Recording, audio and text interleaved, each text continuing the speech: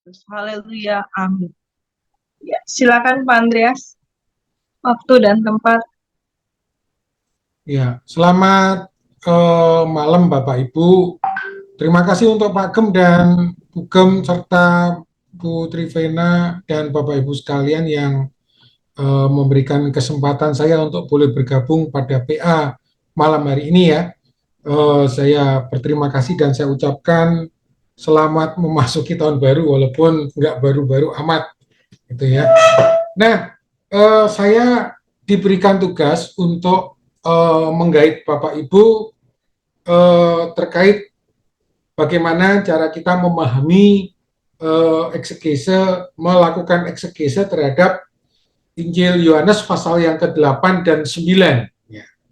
Ini Putri Vena ini setelah saya buka Alkitab ini kayaknya ngerjain saya, itu banyak banget. Nah, tapi ternyata melakukan eksegese itu apalagi untuk yang jenis jenisnya cerita gitu ya, seperti cerita Injil baik di Matius, Markus, Lukas dan Yohanes itu semua orang itu bisa. Nah, saya memang sengaja hari ini tidak membuat materi sebelum ketika saya diundang sebelumnya, karena saya akan mengajak Bapak Ibu untuk berproses, gitu kan, berproses untuk melakukan eksegese supaya Bapak Ibu tidak hanya dapat ikannya, gitu kan, tapi tahu cara memancing ikannya. Nah, kira-kira ungkapannya begitu, dalam pengertian Bapak Ibu bisa melakukan eksegese secara mandiri, apalagi untuk tipe atau jenis sastra yang bentuknya cerita atau narasi, gitu ya. Nah, kalau kita lihat Matius, Markus, Lukas, dan Yohanes, gitu kan, beda kan sama kitab Wahyu, gitu kan, yang penuh dengan simbol. Nah, jadi itu namanya di dalam eksegese adalah jenis sastra. Jenis sastra itu gampangannya gini, buku sekolah sama buku komik itu sama-sama buku tapi berbeda gitu. Nah, itu namanya jenis sastra. Kemudian buku komik dengan bacaan biografi itu berbeda. Nah, itu yang disebut jenis sastra. Nah, kalau kita lihat Matius, Markus, Lukas, dan Yohanes itu adalah cerita. Nah, cerita berarti ada si pencerita, gitu kan? Ada si pencerita. Nah, logika dasarnya atau pemikiran dasarnya seperti itu. Nah, saya akan mendasari Bapak Ibu dulu supaya Bapak Ibu mempunyai pengalaman di dalam mengeksegese. Jadi hari ini memang saya tidak membuat materi, justru nanti akan saya bagikan kepada Bapak Ibu untuk coret-coretan kita malam ini. Mana tadi? Tunggu ya. Nah, jadi perlu kalau mau digambar begini ceritanya tentang bagaimana mengeksegese dari sebuah cerita. Ini screen saya kecil. Ya. Apakah coret-coret saya ini udah kelihatan? Oh, sudah Pak. Ya. Oke. Nah, jadi yang kita sebut dengan Matius, Markus, Lukas, Yohanes itu adalah sebuah cerita tentang Yesus yang ditulis oleh pengarangnya. Jadi ini ada cerita Yesus dan murid-muridnya. Ini ada peristiwa kemudian diamati gitu kan oleh penulisnya, oleh pengarangnya, siapapun dia, Matius, Markus, Lukas, Yohanes, kemudian jadilah gitu kan. Jadilah buku atau kitab yang sampai dengan kita sekarang di sini. Gitu kan. Nah, ini adalah ide dasarnya. Jadi ada peristiwanya, gitu kan, ada peristiwanya. Ini adalah peristiwanya. Kemudian ada pengarangnya, kemudian ada kitabnya, kemudian ada kitabnya ini sampai kepada kita sekarang di sini. Ini kitab. Hari ini objek kita adalah kitab, yaitu Yohanes pasal 8 dan 9. Nah, kalau formatnya seperti ini, gitu kan? Kalau formatnya seperti ini, kitabnya atau tulisannya ada pada kita sekarang di sini, gitu kan? Berarti kira-kira langkah pertama yang harus kita lakukan di dalam meneliti pemikiran si pengarangnya, gitu kan? Ini kan berarti kalau penalas pengarang sampai menulis, berarti tentunya ada sesuatu yang penting. Kita kasih bintang di sini. Gitu kan. Nah, yang nyampe pada kita ini kan tulisannya, gitu kan. Nah, berarti langkah yang harus dilakukan di dalam meneliti adalah apa? Ada yang ingin menjawab, silakan. Satu, pasti membaca. Nah, membaca. Dan kita harus membaca mengikuti pemikiran si pengarang. Karena ini adalah cerita si pengarang. Pengarang ingin menampilkan sesuatu, bintang itu. Apa itu? Itu yang harus kita tangkap.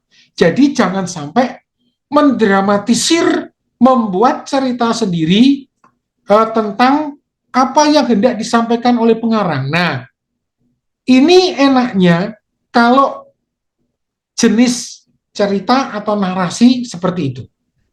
Nah, biasanya kegagalan yang terjadi adalah pada di sini, yaitu kita tidak membaca, tapi kita membuat drama, gitu kan. Padahal si pengarang ini di sini sudah mempunyai pemikiran, konsep, hendak menampilkan sesuatu di sini. Begitu. Kita tinggal menangkap dan jangan mendramatisir. Nanti pesannya rusak. Ibarat paket gitu kan. Paketnya rusak karena kita obrak-abrik. Kita harus ikut maksudnya si pengarang. Kira-kira teori dasarnya seperti itu. Nah, kita langsung saja. Jadi hari ini memang saya akan mengajak Bapak Ibu untuk mengeluarkan, nah mungkin saya harus ulang sedikit, eksegese. Nah, itu gampangannya dari kata eks, gitu kan, yang artinya kalau ini kitab suci, teksnya gitu kan, yang merupakan tentu tidak turun dari langit begitu saja, tapi hasil orang di dalam pemikirannya, pengalamannya menceritakan tentang peristiwa Tuhan gitu. Dia ditulis, nah ini dikeluarkan gitu. Itu yang disebut eksegese. Karena teksnya kan yang ada pada kita sekarang ini kan teksnya. Kita kan tidak bertemu orangnya. Orangnya udah mati, Yohanes. Nah, diharapkan ketika teksnya kita tangkap, kita keluarkan isinya, kita mengetahui pemikirannya orang itu. Gitu. Jadi, nomor satu adalah harus membaca. Makanya hari ini, Bapak Ibu mohon perhatikan, saya akan menggait Bapak Ibu untuk tidak hanya roti yang jadi, tapi cara memasak atau membuat roti bakar yang enak. Nah, makanya cara yang pertama adalah membaca. Pak, yang dibaca ini banyak sekali. Ya, memang harus dibaca. Nah, dibaca, yang saya maksud membaca adalah membaca dengan seksama. Ya, membaca dengan seksama. dalam hal ini ketika kita membaca, ya, bacalah sesuai dengan apa yang tertulis, jangan diotak-atik, gitu kan. Nah, oke. Mulai sekarang kita akan membaca. Jadi langkah pertama adalah membaca. Nah, ketika mendapatkan teks panjang seperti ini, gimana caranya? Nah, ini kan ibarat sebuah cerita gitu ya. Cerita kayak sinetron panjang. Nah, itu selalu ada babak-babak. Nah, atau adegan-adegan atau episode lah, seperti itu. Nah, kayak ibu-ibu yang nonton sinetron episode 1, episode 2, episode 3. Nah, jadi setelah dibaca, kalau itu bisa dikelompokkan per episode, gitu kan, kelompokkan. Nah, kemudian setelah mendapatkan pengelompokan, gitu kan, kita teliti langkah ketiga per episode ini, karena per setiap episode kayak ibu-ibu nonton episode sinetron sebenarnya sama. Pak, Bapak ini mengatakan Alkitab sama dengan sinetron. Enggak, saya tidak mengatakan seperti itu. Cara penggaliannya, karena ini bentuknya cerita, gitu. Jadi, supaya kita bisa fokus pada setiap bagian, jadi harus dipartisi, seperti itu. Oke, kemudian setelah langkah pertama membaca, kemudian langkah 2 mempartisi per episode, kemudian langkah 3 lihat apa yang ditonjolkan per episode itu. Nah, kayak misal nonton sinetron, oh sinetron hari ini, apa biasanya Putri Vena sering nonton? Ikatan Cinta. Enggak nonton sinetron, Pak. Oh ya, ya nih nontonnya film detektif mulu nih. Nah, atau film, nah setiap adegan itu pasti ada. Misal, oh ini apa? Ini sinetron Indonesia ini kan topik yang paling laris kan nggak tahu anaknya siapa gitu kan. Nah itu kan. Kalau nggak bercerai, nggak tahu itu anaknya siapa, nah gitu kan. Oke lah, kita langsung sekarang. Jadi langkah pertama adalah membaca, kedua mempartisi, kemudian keluarkan apa yang hendak di tampilkan, gitu ya. Teliti, Pak, apakah harus dengan Yunani, Ibrani? Enggak harus. Enggak harus. Memang ada bagian yang perlu, tapi tidak selalu harus. Makanya kita akan mencoba, karena jenis sastranya adalah cerita atau narasi, gitu kan? Narasi. Dan tadi hukum yang wajib itu adalah ikuti pencerita. Kita bukanlah orang yang bercerita, kita pendengar di sini. Ini teksnya dia, jangan dirusak, gitu kan? Alurnya jangan dirusak. Nah, jangan didramatisir. Gitu. Oke, baiklah sekarang kita akan coba lihat. Saya akan membacakan, Bapak Ibu simak, ikuti menyimak apa yang saya bacakan. Kita mulai dari Yohanes 8. Jadi ini memang terpenggal di sini kan. Ya sudah apa boleh buat.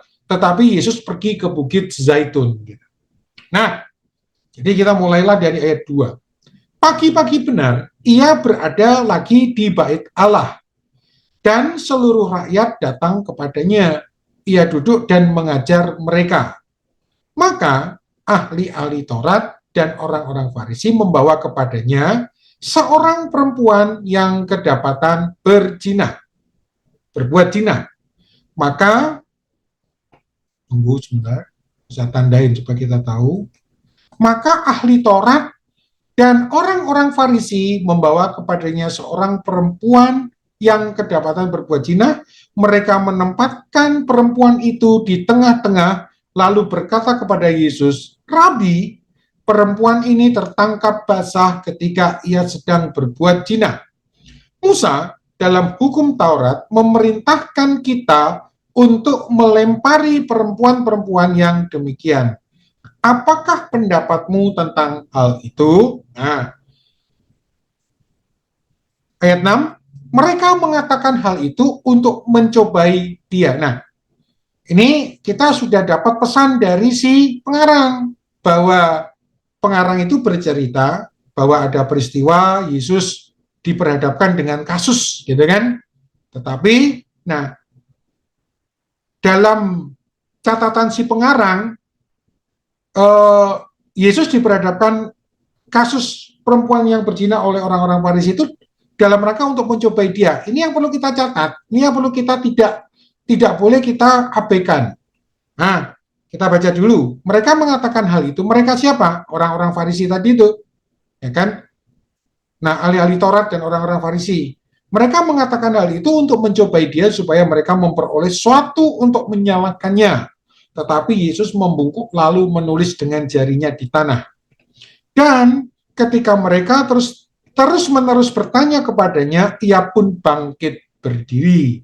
Yesus bangkit berdiri, lalu berkata kepada mereka, barang siapa di antara kamu tidak berdosa, hendaklah ia yang pertama melemparkan batu kepada perempuan itu.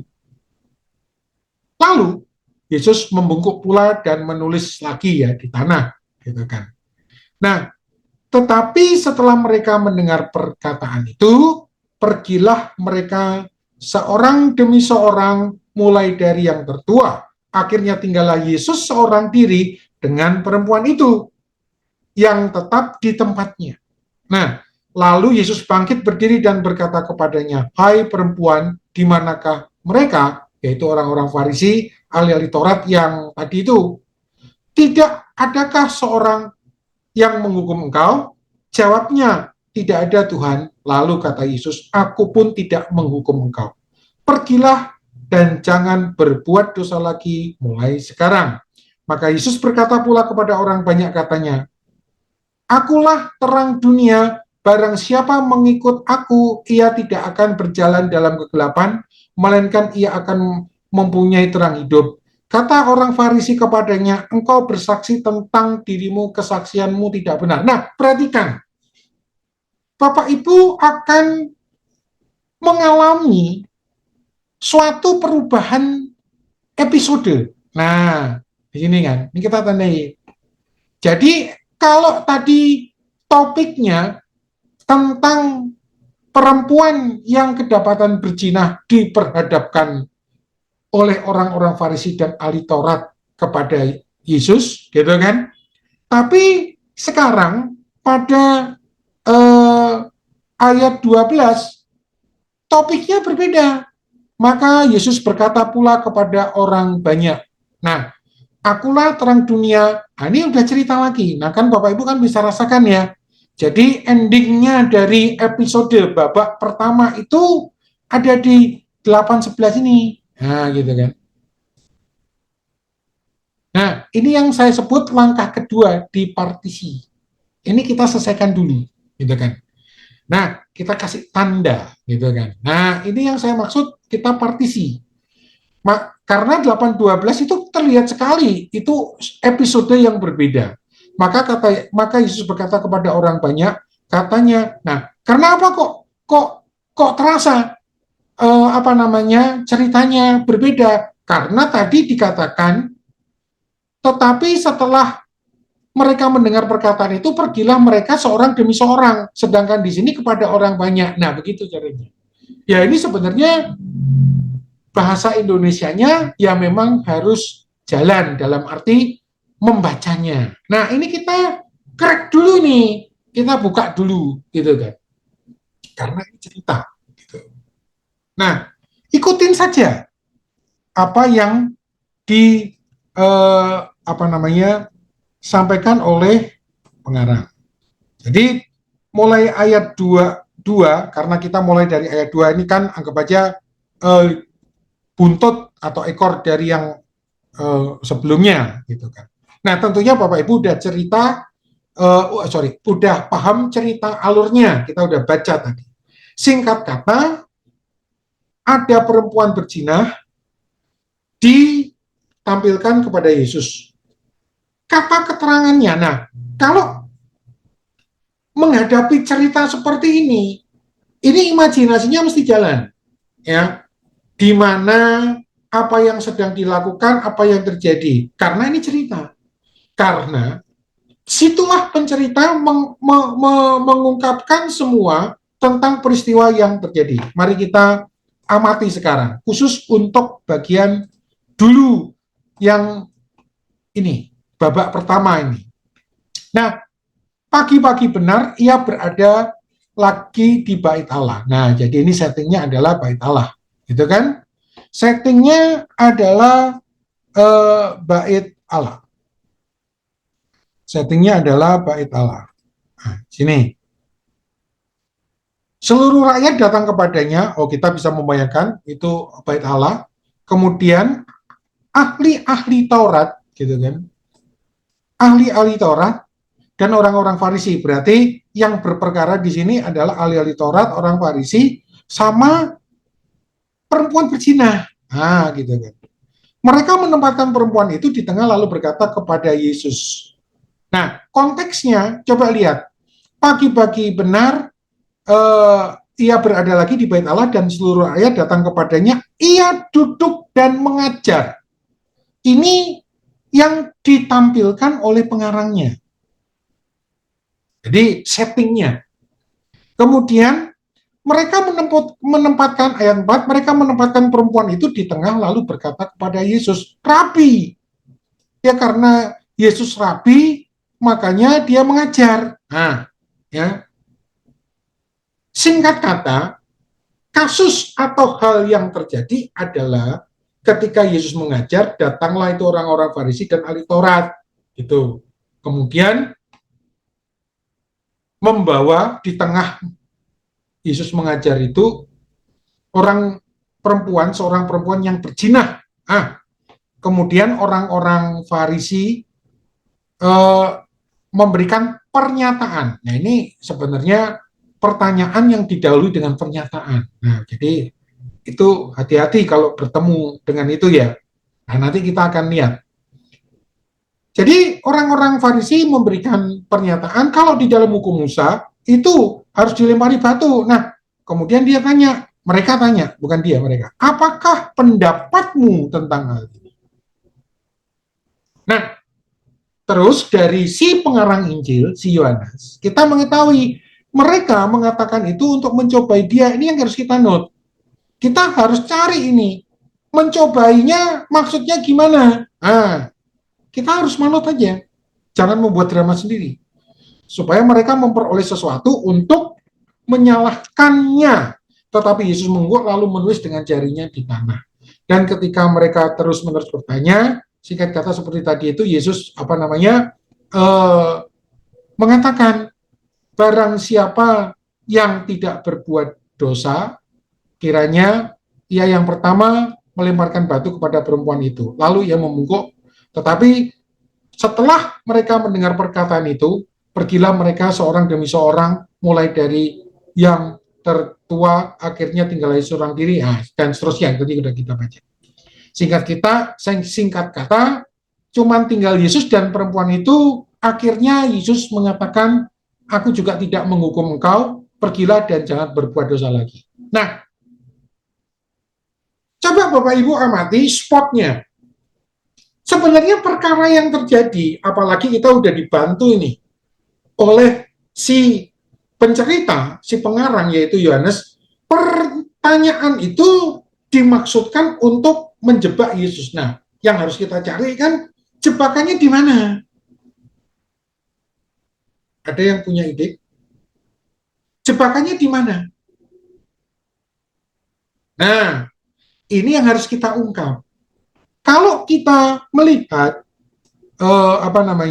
bacaannya jelas, makanya kita harus baca berulang-ulang. Itu biasanya prinsip di dalam membaca. Perhatikan keterangannya, perhatikan apa yang ditonjolkan oleh si pencerita. Nah, ternyata jelas di sini Yesus adalah rabi, gitu kan? Rabi itu guru. Sedangkan pada momen itu dibawalah perkara pidana. Nah, letak cobaannya di situ. Letak mereka mencobainya di situ.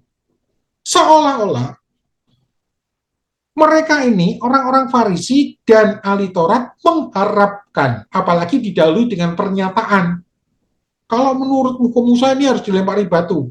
Bagaimana menurutmu? Nah, itu jebakannya di situ. Jebakannya apa? Ya karena guru rabi itu mengajar pada kasus yang bersifat ada pelanggaran, apalagi pelanggaran berat seperti berzina, kemudian sampai hukuman mati, itu wewenangnya bukan pada rabi, tapi pada siapa?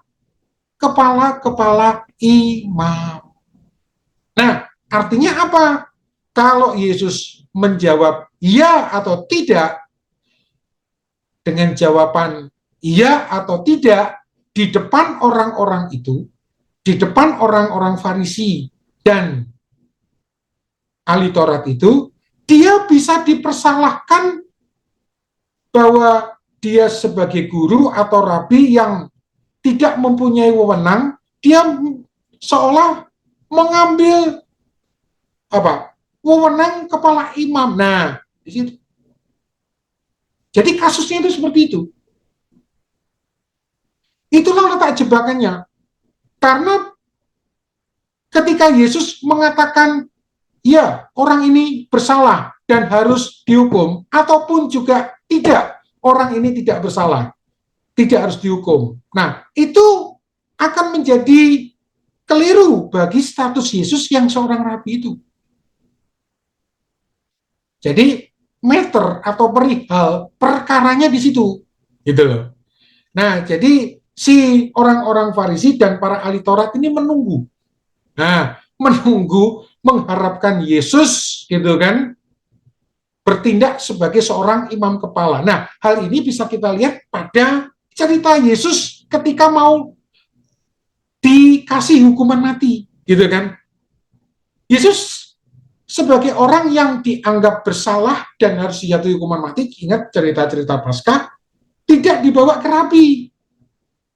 Dia dibawa ke imam-imam kepala dan dewan mahkamah agama. Gitu kan. Nah, itu perkaranya. Mungkin kalau kita buat guyonan bisa begini.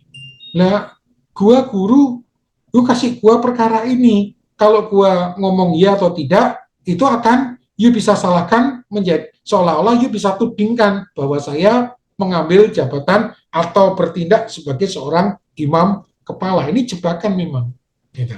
Makanya untuk menangkis itu, nah dia memang jitu, dia cuma berkata, barang siapa yang tidak berbuat dosa, biarlah dia melempar batu terlebih dahulu. Nah, selesai. Jadi pokok permasalahan, subjek meternya, perihalnya di sini adalah Yesus yang rabi.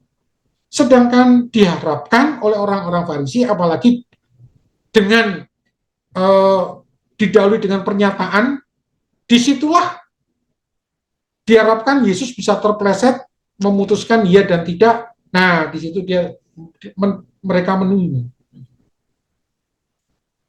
Tapi jangan lupa ada kisah berikutnya bahwa ada momen tersendiri ketika orang-orang itu pergi, kemudian datang pergi hanya Yesus dan orang perempuan itu. Yesus cuma mengatakan, aku tidak, demikian juga aku tidak menghukum engkau dan jangan berbuat dosa lagi. Menandakan bahwa Yesus sendiri pun juga tidak menyetujui perbuatan dosanya, gitu. Tetapi di dalam dia mengkomunikasikan hal itu tidak dengan orang yang tidak berperkara, yaitu rabi dan para ahli Taurat itu, gitu kan.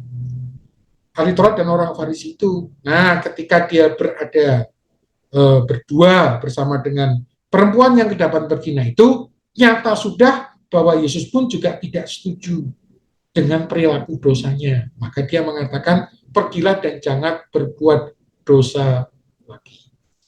Itu ya. Nah, itu cara menggalinya.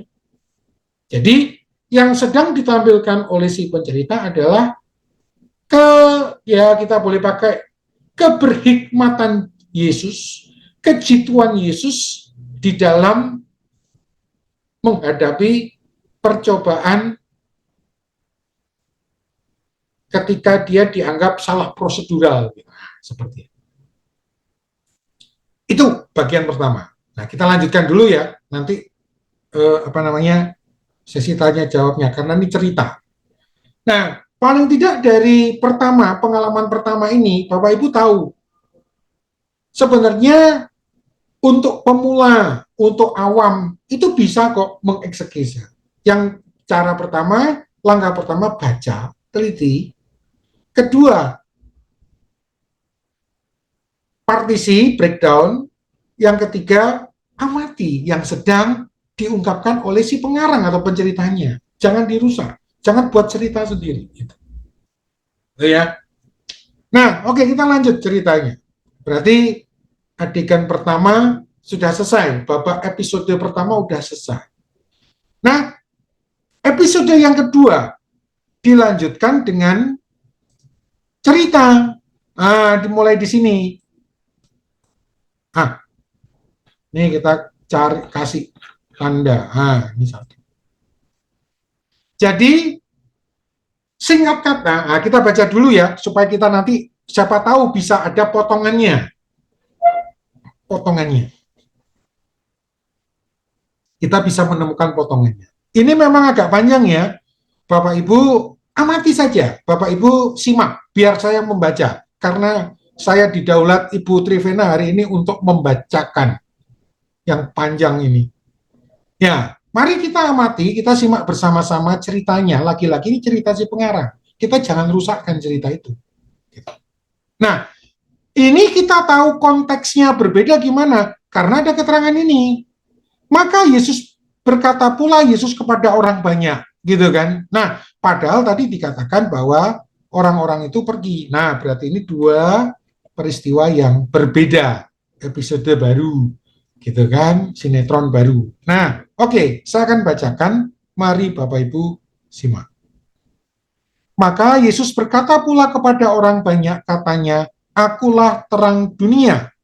Barang siapa mengikuti aku, ia tidak akan berjalan dalam kegelapan, melainkan ia mempunyai terang hidup. Gitu kan? Nah, jadi episode pertama ini dimulai dari pernyataan Yesus, gitu kan? Yang mengatakan, akulah terang dunia. Nah, apa yang terjadi selanjutnya ketika Yesus mengatakan itu? Mari kita lihat. Nah, lagi-lagi tokohnya adalah respon dari orang Farisi. Nah, gitu kan. Kata orang-orang Farisi kepadanya, engkau bersaksi tentang dirimu. Maksudnya terhadap tadi pernyataan Yesus yang akulah terang dunia. Nah, kata orang-orang Farisi kepadanya, engkau bersaksi tentang dirimu, kesaksianmu tidak benar. Jawab Yesus kepadanya, katanya, biarpun aku bersaksi tentang diriku sendiri, namun kesaksianku itu benar, sebab aku tahu dari mana aku datang dan kemana aku pergi. Tetapi kamu tidak tahu dari mana aku datang dan kemana aku pergi. Oh, berarti ini saya kasih warna ya, supaya bisa menjadi pembeda.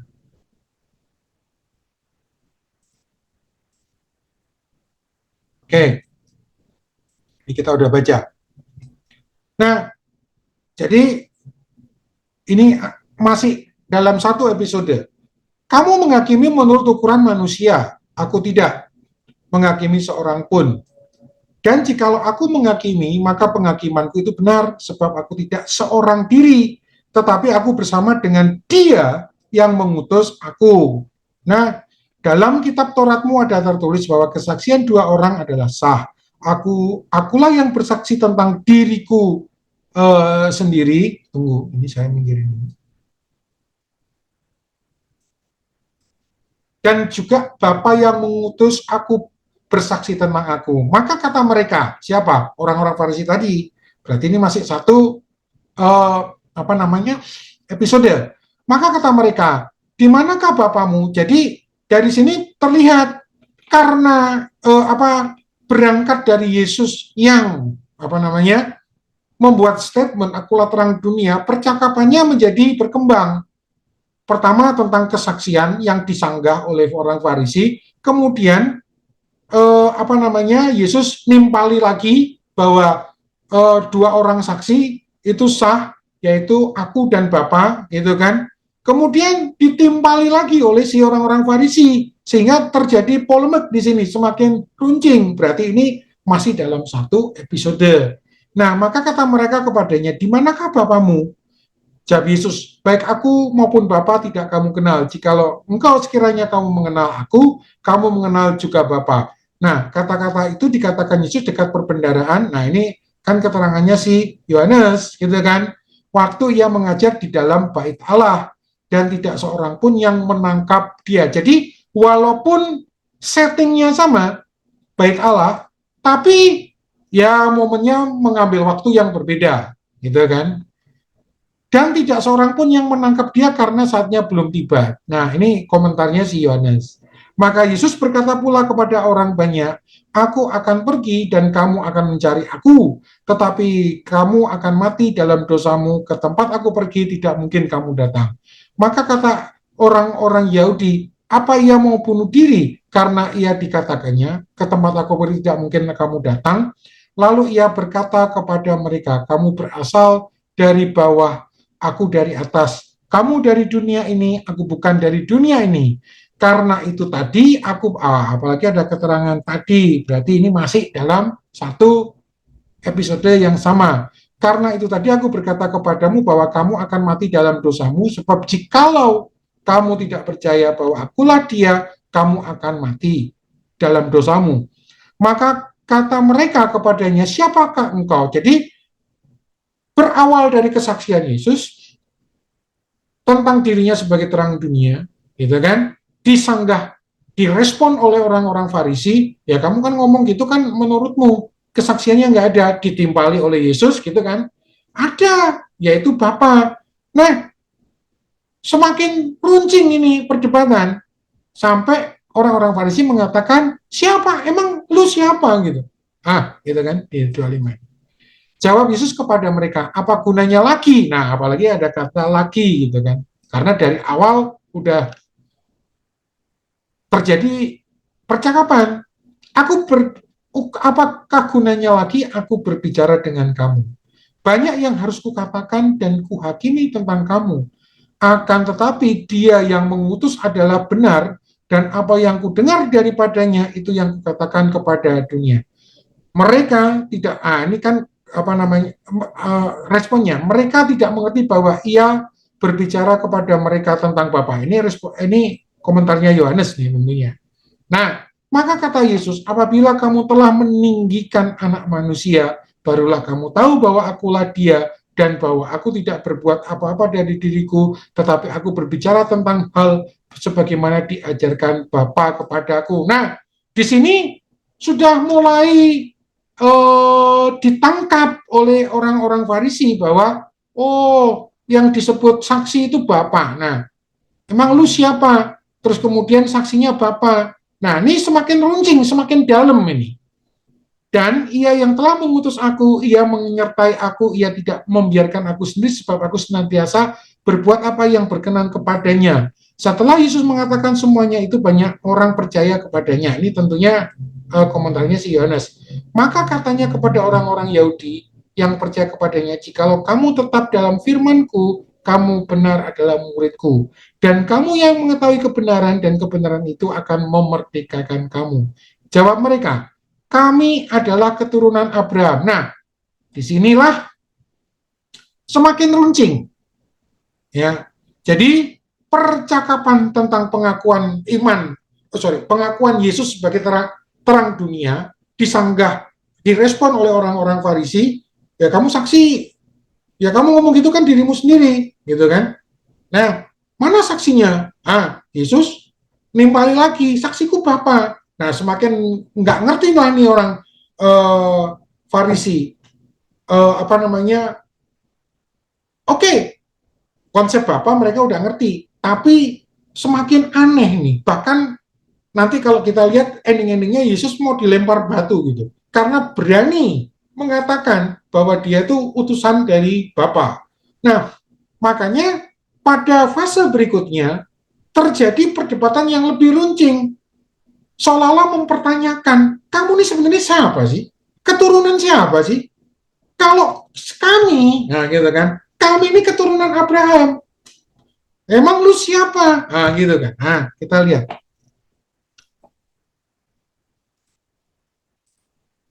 Jawab mereka, kami adalah keturunan Abraham. Kami adalah keturunan Abraham dan tidak pernah menjadi hamba siapapun. Ini memperlihatkan superioritas mereka. Bagaimana engkau dapat berkata kamu akan merdeka, gitu kan?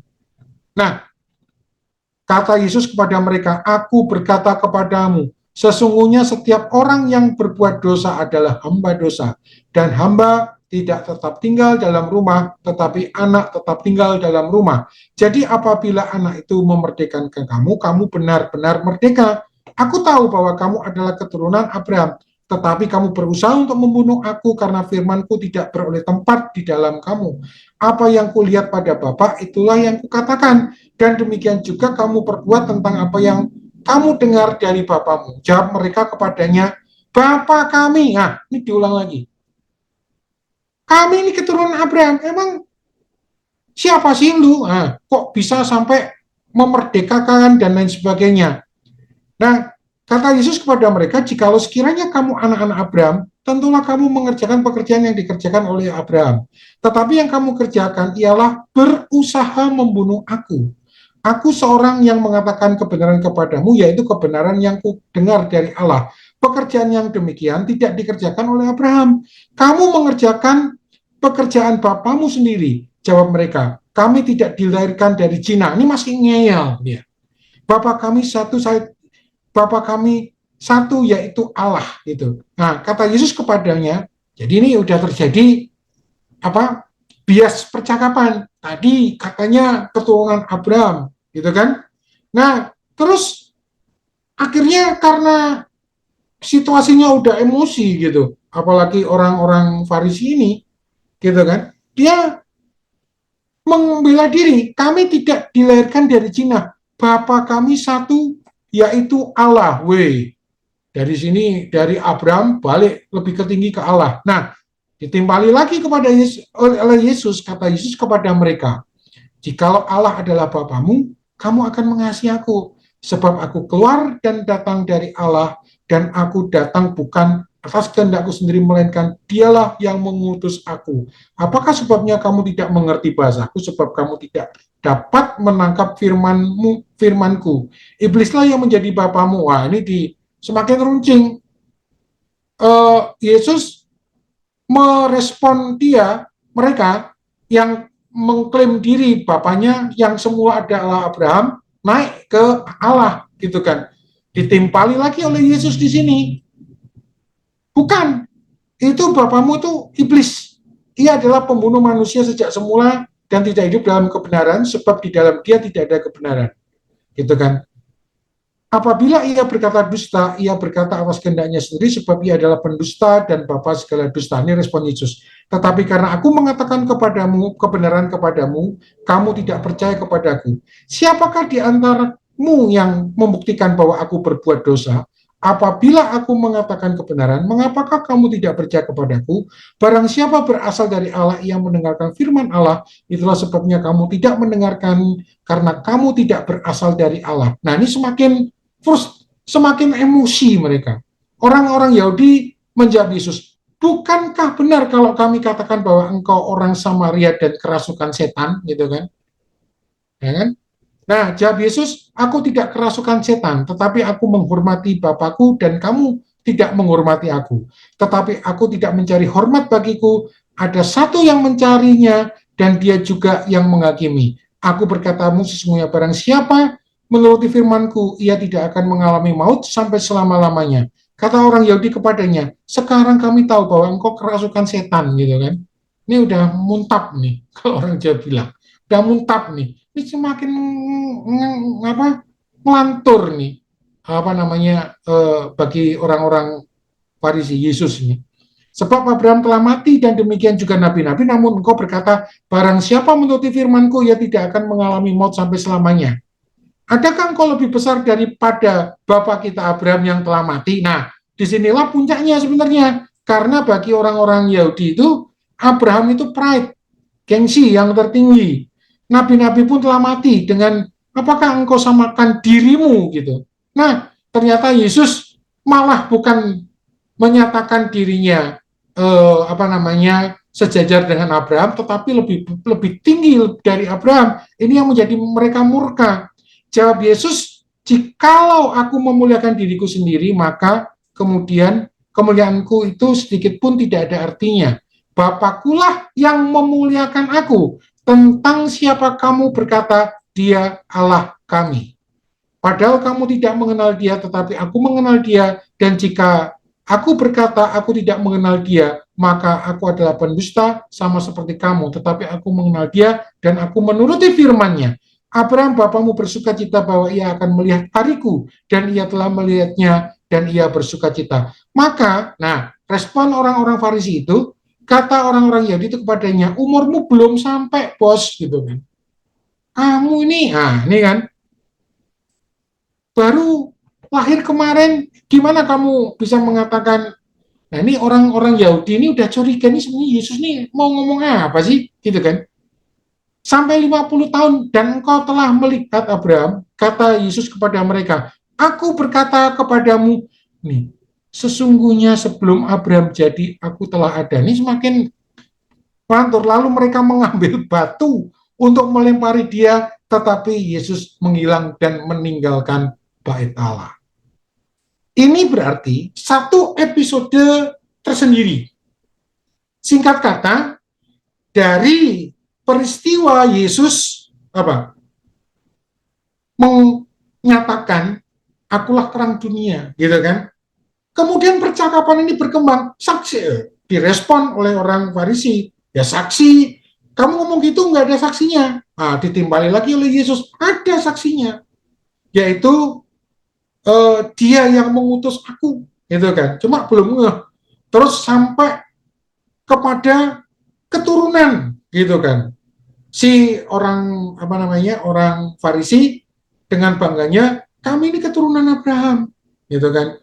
Emang lu siapa, gitu kan? Nah, sampai pada akhirnya Yesus mengatakan bahwa ini si orang Farisi ini lebih detail lagi, dia mengatakan, loh, emang kamu ini siapa sih? Gitu kan. Kamu kan baru lahir kemarin. Nah, mereka menjadi murka karena Yesus mengatakan, sebelum Abraham ada, aku tuh sudah ada. Gitu. Wah, berarti, nah apalagi dalam pola pikir orang Yahudi, leluhur itu penting, gitu kan. Apalagi dia mengatakan, mereka mengatakan, Yesus mengatakan bahwa dia sudah ada sebelum ada Abraham. Nah, disitulah sebenarnya yang sedang laki-laki, perhatikan ya, laki-laki yang harus kita pahami adalah apa yang sedang ditampilkan oleh pengarang dalam hal ini.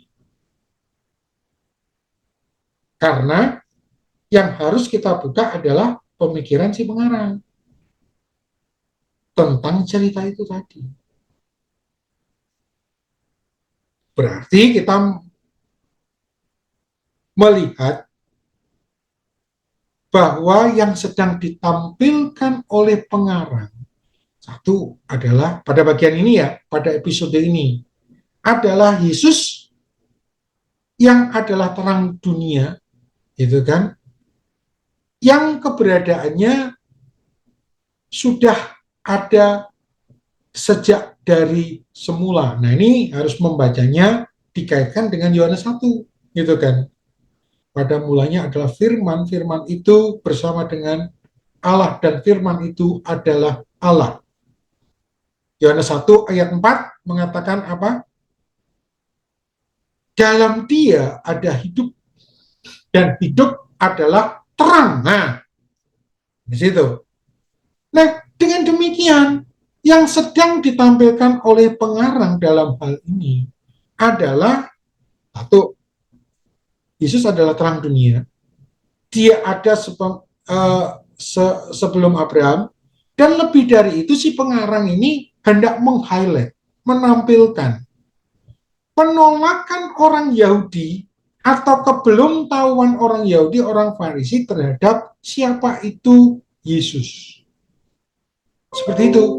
Nah, itu yang sedang ditampilkan oleh si pengarang.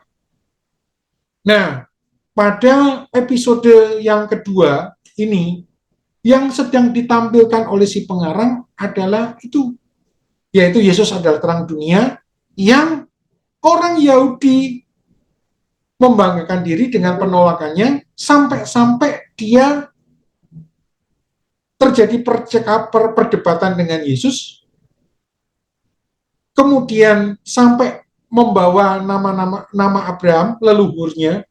Nah, direspon, ditimpali lagi oleh Yesus, "Weh, kalau cuma Abraham, aku ada, sebelum Abraham ada itu aku ada." Nah, disitulah dianggap sebagai penghinaan terhadap leluhur mereka, yaitu Abraham. Nah, berarti pada episode yang kedua ini, kalau boleh dijadikan cuma satu, gitu kan, apa?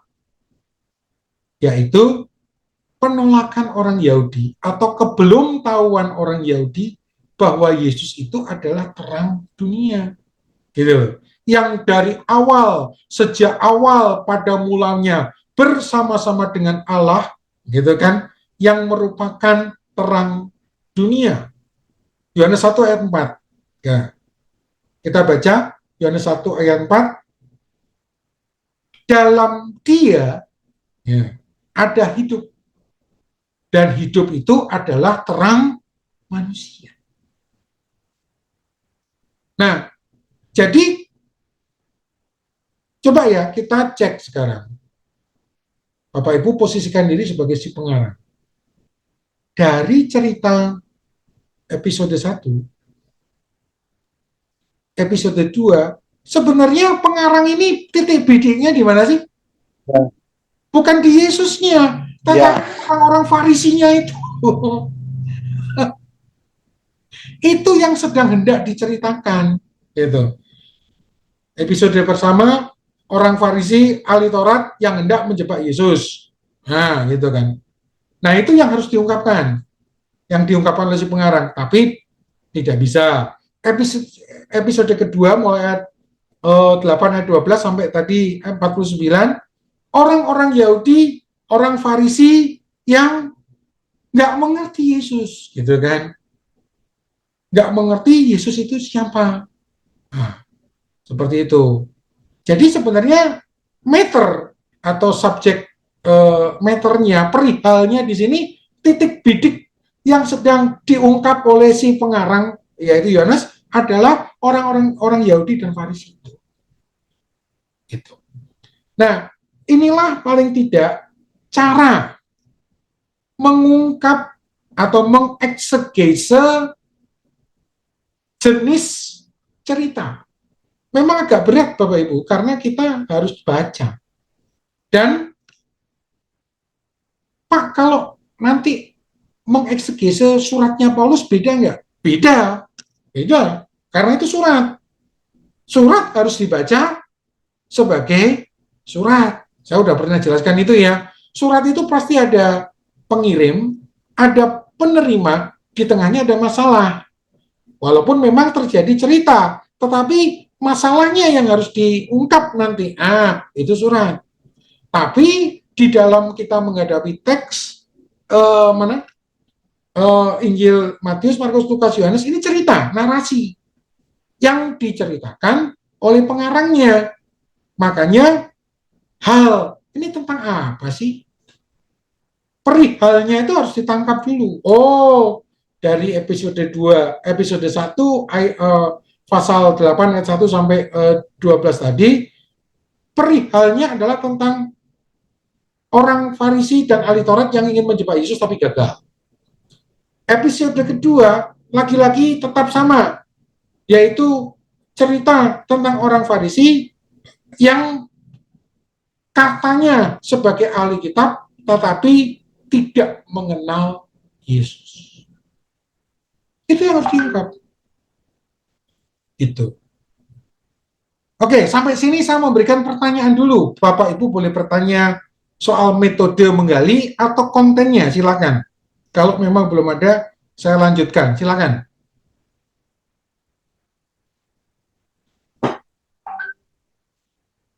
Ada yang ingin bertanya? Silakan. Nah, sambil mungkin ya. Pak, saya mau nanya Pak, maaf nggak bisa buka kamera. Bisa ya? Ya, silakan Pak. Oh iya bisa. Apa saya mau nanya? Kalau aku dari tadi sempat kayak membayangkan gitu ya. Misalkan kita lagi ada di posisi tersebut gitu ya, lagi ada di posisi zamannya itu, kita mendengarkan Yesus dan orang Farisi berdebat gitu ya. Secara logika, aku bakal bilang orang Farisi bener sih Pak. Karena saat itu kan bisa jadi mereka itu nggak tahu siapa Yesus. Tapi ketika kalau tadi aku baca perkataan Yesus seperti itu, wajar nggak sih orang Farisi berpikiran seperti itu gitu loh Pak?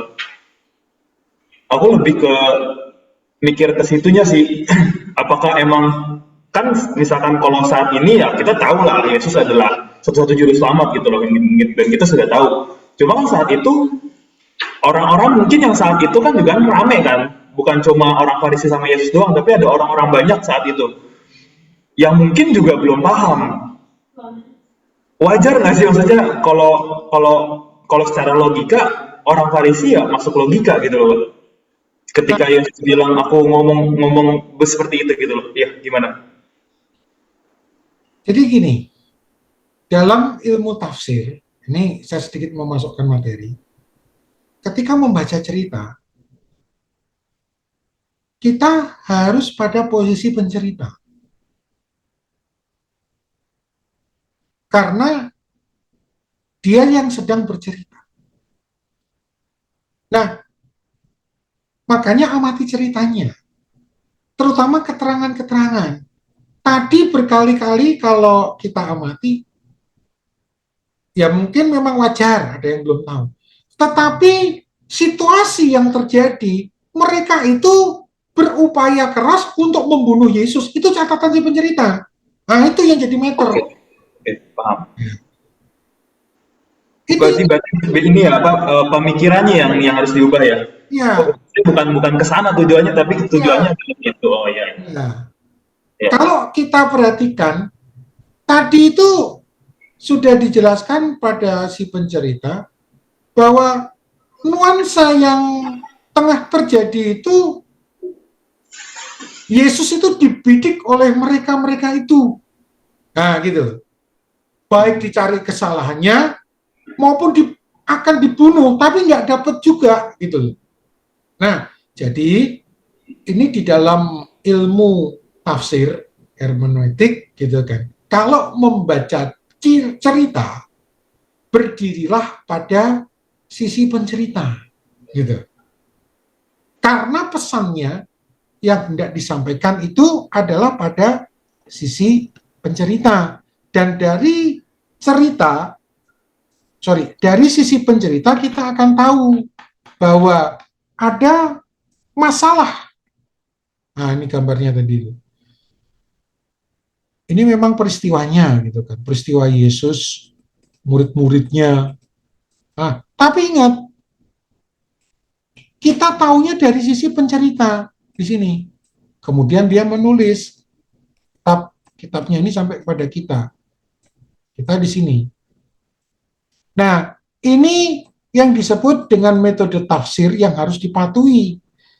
Dia, si pengarang, sampai menulis, pasti di kepalanya ada sesuatu yang penting. Nah, yang penting dinyatakan di tulisannya sampai kepada kita yang sekarang disebut Injil Yohanes. Yang kita harus patuh itu pada apa sih yang sebenarnya hendak disampaikan oleh si pencerita ini, gitu. Jadi posisi kita di sini harus pada si pencerita untuk menangkap pesannya. Apalagi jelas tadi dikatakan bahwa nuansanya yang sedang terjadi, Yesus ini di sini selalu dibidik, dicari kesalahannya, bahkan diancam dibunuh, gitu. Itu yang sedang. Jadi, nah, tapi nggak apa-apa, saya memaklumi. Biasanya yang sering terjadi adalah kita di sini memposisikan dia di sini. Ya, seolah-olah menjadi Yesus, orang Farisi, dan lain sebagainya, gitu kan. Ini nanti beresiko kita akan mendramatisir cerita. Itu yang saya bilang tadi.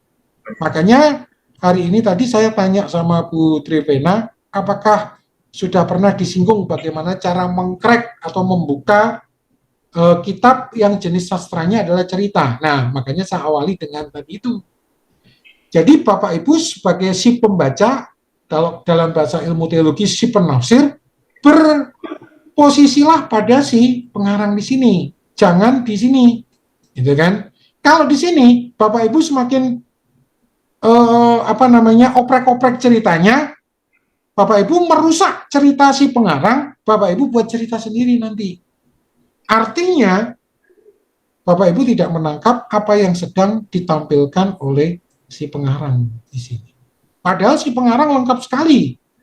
Dari awal ingin mengatakan Yesus ini dibidik, dicari kesalahannya. Pada episode yang kedua, Yesus ini mau diancam dibunuh. Begitu Pak respon saya. Oke, ya paham Pak. Iya ya, aku jadi mengerti maksud yang pertama. Oke Pak, makasih. Nah, saya selingi ya. Jadi pemikiran pengarang itulah yang harus dikhotbahkan, gitu. Masuk dalam dunia khotbah nanti. Nah, jadi kita ini sebenarnya apa pada posisi tafsir? Ya kita sebenarnya adalah merepresentasikan si pengarang. Kita nggak buat cerita sendiri. Itu namanya tunduk pada teks. Kita nggak membuat drama tersendiri. Nah, kalau kita khotbahkan gimana? Gitu kan? Ini kan pertanyaannya nyambung gitu kan? Oke, jadi itu kan disebut eksposisi. Jadi teks kemudian dieksegese. Eksegese itu ini kita sampai pada level eksegese ya, dibuka, kemudian dipindahkan. Jadi makanya saya kalau pelajaran eksegese itu saya sering membuat seperti ini. Ibu Gembala dan juga mungkin Ibu Yani, Putri Vena tahu ya cara membuat jus. Jus itu gimana cara membuatnya? Supaya mangga bisa dinikmati dalam bentuk yang lain, ya diambil sarinya. Nah, mengambil sarinya inilah yang disebut eksegese. Jadi bukan jeruk dimasukin blender, nggak dikupas, blender. Nah, proses membuka kulitnya, membersihkan serat-seratnya, itulah eksegese. Diambil sarinya, esensinya. Setelah diambil sarinya inilah yang dipakai untuk dibuat es jeruk, permen jeruk, puding jeruk. Nah, dinikmati dengan rasa yang sama, tapi dalam bentuk lain. Nah, khotbah itu di sini. Nah, berarti yang nanti yang Bapak Ibu khotbahkan adalah misal kejelian Yesus. Nah, di dalam menghadapi cobaan yang dilakukan oleh para imam, para ahli Taurat, gitu kan? Atau ketaatan Yesus pada profesinya, karena Yesus adalah seorang guru. Nah, pada waktu itu dia tidak melewati profesinya. Nah, ketaatan dalam profesi, karena profesi guru tidak mempunyai wewenang di dalam menjatuhkan hukuman, gitu kan?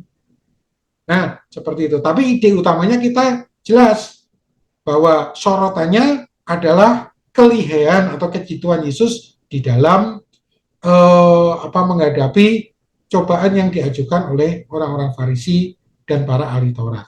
Tema besarnya adalah kan orang Farisi, orang Yahudi, ahli Taurat yang berusaha mencari dan bahkan membunuh Yesus. Gitu.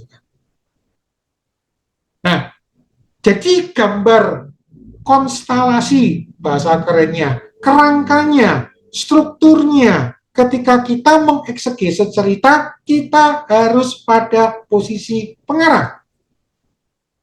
Ikuti alurnya. Itu yang sedang ditampilkan. Nah, Pak, apakah bisa dari 2 episode ini kita simpulkan sementara, berarti ini orang Yahudi ini memang niat banget. Ya, itu yang sedang menjadi pesan Yohanes. Orang-orang Yahudi, ahli Taurat dan Farisi ini membidik Yesus terus, gitu kan. Nah, itu tema besarnya. Kemudian kita crack kan, kita breakdown gitu kan. Tentu kalau dalam hal khotbah itu kan enggak seperti saya di Daulat Ibu Trivena hari ini 2 pasal gitu kan. Nah, mungkin bagian pertama tadi episode. Khotbah itu kalau cerita, nih sekalian ya. Kalau Bapak Ibu berkhotbah, yang jenis sastranya cerita, ambil satu episode, jangan cuma 1 ayat. Itu akan keliru juga. Jadi 1 episode, makanya harus dibaca, kemudian dipartisi.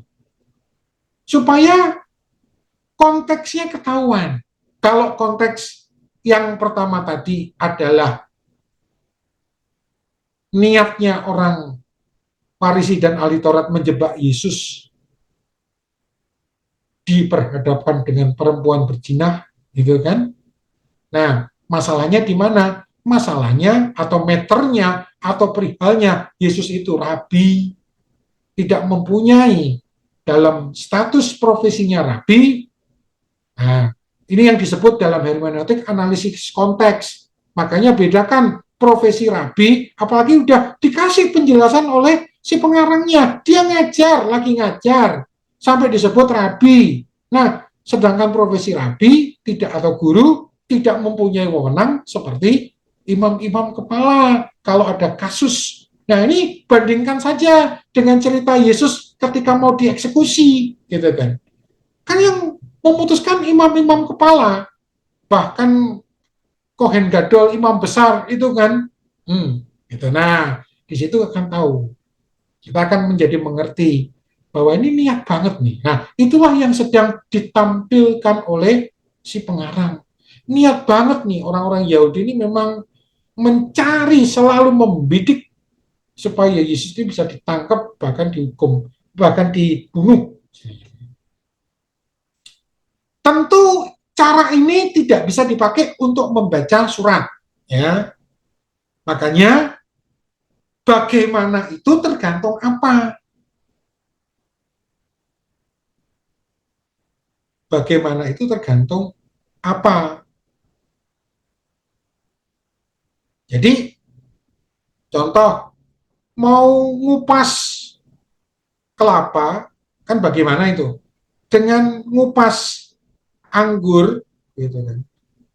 Kalau ditanya gimana caranya ngupas? Orang harus tanya balik, apa dulu yang dikupas gitu kan? Anggur atau kelapa? Nah, makanya saya memberi rumus yang sederhana, bagaimana itu tergantung apa. Jadi yang harus di Bapak Ibu lihat adalah apa dulu. Mengerti apa dulu, maksudnya apa? Maksudnya adalah ini jenis sastra apa? Oh, ini cerita. Nah, cara ngupasnya berarti kita harus pada sisi si pengarang. Nah, sebenarnya kalau Bapak Ibu amati dari awal saya berbicara dari awal, kan ini sebenarnya dalam tanda kutip hanya pelajaran membaca kan, ya kan? Nah, di samping pelajaran hermeneutik sederhana, yaitu memotong atau mengungkap, mengelompokkan satu bagian unit terkecil yang utuh, gitu kan. Satu unit yang utuh yang dalam bahasa kita tadi adalah episode-episode itu. Dan dari tadi saya nggak ngomong bahasa Yunani, bahasa Ibrani kan. tetapi dengan cara begini saja, ya karena memang jenisnya narasi, kita bisa mengungkap. Oke, bagian yang terakhir ya, yang 9. Sama, masih dengan metode yang sama. Mari, saya akan menggait Bapak Ibu, kita mungkin punya waktu sampai 9 kurang 15 lah, baru kita nanti bertanya-tanya, bertanya jawab, silakan. Bapak Ibu sekali lagi amati. Saya tetap menggunakan metode yang sama, karena narasi. 1, baca, kemudian 2, kelompokkan, 3, ungkapkan. Ungkapkan tentunya dari sisi si pengarang, si pencerita. Mari kita lihat pasal 9.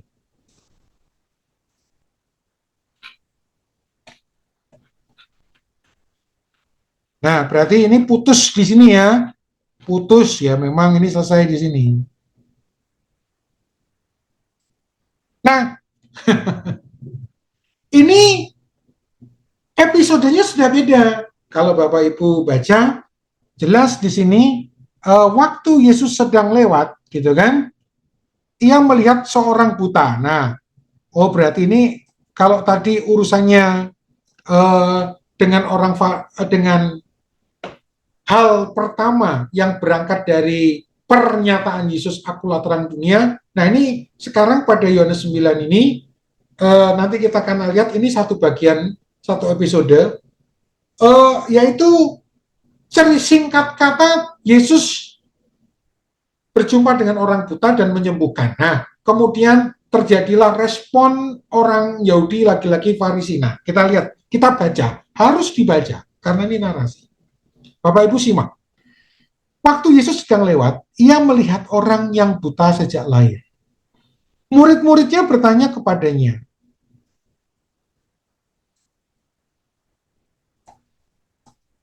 Rabi, siapakah yang berbuat dosa? Orang ini sendiri atau orang tuanya sehingga dia dilahirkan buta? Jawab Yesus, bukan dia dan bukan juga orang tuanya. Tetapi karena pekerjaan Allah harus dinyatakan di dalam dia. Kita harus mengerjakan pekerjaan dia yang mengutus aku selama masih siang, akan datang malam di mana tidak ada seorang pun yang dapat bekerja. Selama aku di dalam dunia, akulah terang dunia. Ini diulangi lagi, tapi dengan satu konteks cerita yang berbeda, yaitu nuansa bersama dengan orang buta. Nah, setelah ia mengatakannya semua itu, ia meludah ke tanah, mengaduk ludahnya itu dengan tanah, lalu mengoleskan pada mata orang buta tadi, dan berkata kepadanya, pergilah, basuhlah dirimu dalam kolam Siloam. Siloam artinya yang diutus, maka pergilah orang itu membasuh dirinya, lalu kembali dengan matanya sudah melek. Tetapi tetangga-tetangganya dan mereka yang dahulu mengenalnya sebagai pengemis berkata, bukankah dia ini yang selalu mengemis? Ada yang berkata, benar, dialah ini. Ada pula yang berkata, bukan, tetapi ia serupa dengan dia. Nah, orang itu sendiri berkata, benar, itulah aku. Jadi, menurut ceritanya si pengarang, orang buta yang melek matanya itu menjadi percakapan orang banyak. Ini kan orang buta. Nah, ada orang yang mengatakan iya, ada yang tidak. Tapi ternyata orang buta itu mengaku, benar, akulah itu. Nah, kata mereka kepadanya, bagaimana matamu menjadi melek? Jawabnya, orang yang disebut Yesus. Jawabnya siapa? Yaitu orang buta itu. Orang yang disebut Yesus itu mengaduk tanah, mengoleskan pada mataku, dan berkata kepadaku, pergilah ke Siloam dan basuhlah dirimu. Lalu aku pergi, setelah aku membasuh diriku, aku dapat melihat. Nah, diceritakan secara singkat seperti itu. Lalu mereka berkata kepadanya, di manakah dia? Jawabnya, aku tidak tahu. Lalu, ini, lagi-lagi mereka, orang banyak itu, membawa orang yang tadinya buta itu kepada orang Farisi. Nah, di sini situasi udah mulai meningkat. Adapun hari waktu Yesus mengaduk tanah dan memelekkan mata orang itu hari Sabat, gitu. Nah, karena itu orang-orang Farisi pun bertanya kepadanya, bagaimana matanya menjadi melek? Jawabnya, ia mengoleskan adukan tanah pada mataku, lalu aku membasuh diriku dan sekarang aku dapat melihat. Maka kata sebagian orang Farisi itu, nah ini mulai, nah lagi-lagi perhatikan ya sisi pengarang. Ini bidikan dari sisi pengarang adalah lagi-lagi orang Farisi yang mempermasalahkan gitu. Orang ini tidak datang dari Allah sebab ia tidak memelihara hari Sabat. Sebagian pula berkata, bagaimana seseorang berdosa dapat membuat mujizat yang demikian. Jadi, atas peristiwa orang buta melek itu, yang kemudian dibawa oleh orang-orang banyak yang tadi bertanya-tanya itu, kemudian dibawanya ke orang Farisi, maka di antara orang Farisi itu muncul perdebatan sendiri di internal mereka. Satu mengatakan, satu kelompok menyatakan orang ini tidak ada, menyebutkan bahwa orang ini tidak datang dari Allah sebab ia tidak memelihara hari Sabat. Menyebut Yesus tidak datang dari Allah karena melakukan penyembuhan di hari Sabat.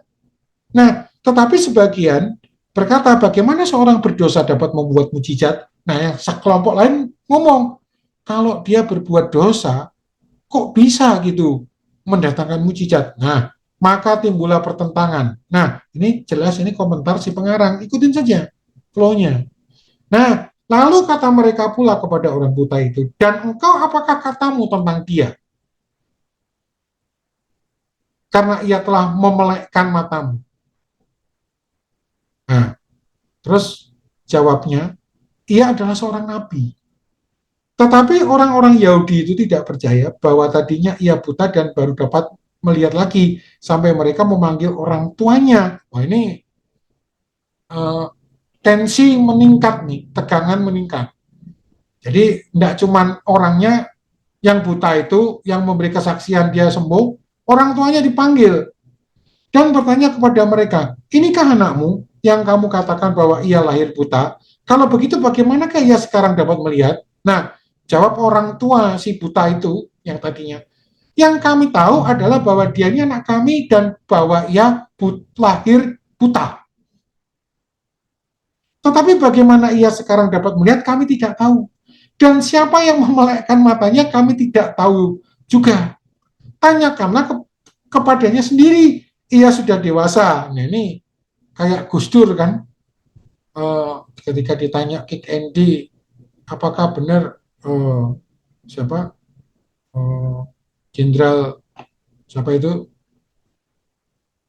yang ingin membunuh Gus Dur, tanya aja sama dia langsung, jangan tanya saya gitu kan. Nah, ia dapat berkata-kata untuk dirinya sendiri. Nah, singkat kata orang tuanya berkata demikian karena mereka takut kepada orang Yahudi sebab orang Yahudi itu telah sepakat. Nah, ini situasi-situasi yang harus kita ikuti dari si pengarang, bahwa sudah ada tendensi sebab orang-orang Yahudi itu telah sepakat bahwa setiap orang yang mengaku dia sebagai Mesias akan dikucilkan.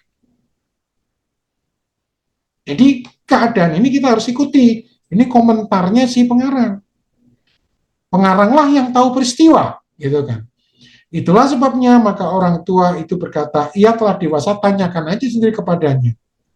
Lalu mereka memanggil sekali lagi orang yang tadinya buta itu. Nah, ini balik lagi nih ke si orang yang buta itu. Dan berkata kepadanya, katakanlah kebenaran di hadapan Allah. Ini bawa nama Allah lagi. Kami tahu bahwa orang itu berdosa. Nah, lalu mereka memanggil sekali lagi orang yang tadinya buta itu dan berkata kepadanya, katakanlah kebenaran di hadapan Allah. Kami tahu bahwa orang itu orang berdosa. Jawabnya siapa? Orang buta orang tadi buta itu. Apakah orang itu berdosa? Aku tidak tahu. Tetapi satu hal yang aku tahu, bahwa aku tadinya buta dan sekarang dapat melihat. Gitu kan. Ini tipe orang yang pragmatis sekali. Dia nggak mau terlalu banyak bercepat dengan orang-orang Yahudi. Yang ku tahu pokoknya dulu aku buta, aku sekarang dapat melihat. Katanya. Nah, kata mereka kepadanya, apakah yang diperbuatnya padamu? Bagaimana ia memelekkan matamu? Nah, diulang lagi, ini sebel kali ya. Orang udah dikasih tahu, tanya lagi. Nah, jawabnya, telah kukatakan kepadamu dan kamu tidak mendengarkannya. Mengapa kamu hendak mendengarkannya lagi? Barangkali kamu mau menjadi muridnya juga. Ini kadang-kadang terlihat nuansa ini ya, nuansa komedi emosi gitu ya. Ini udah orang Yahudinya udah antipati malah diledekin gitu. Barangkali kamu mau menjadi muridnya juga gitu kan. Nah, sambil mengejek mereka berkata kepadanya, sambil mengejek mereka, berkata kepadanya, engkau murid orang itu, tapi kami murid Musa. Nah, ini berkelit lagi. Kalau tadi anak Abraham, keturunan Abraham, ini Musa gitu kan. Kami tahu bahwa Allah telah berfirman kepada Musa, tetapi tentang dia itu kami tidak tahu dari mana ia datang. Gitu kan, pragmatis sekali karena si orang buta yang melek itu, boh lah, pokoknya aku tahu aku buta terus aku melek kayak gitu aja.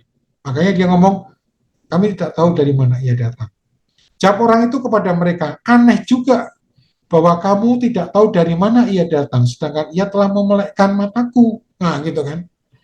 Kita tahu bahwa Allah tidak mendengarkan orang-orang berdosa, melainkan orang-orang yang saleh dan melakukan kehendaknya. Dari dahulu sampai sekarang, tidak pernah terdengar bahwa ada orang buta, ada orang yang memelekkan mata orang buta lahir buta.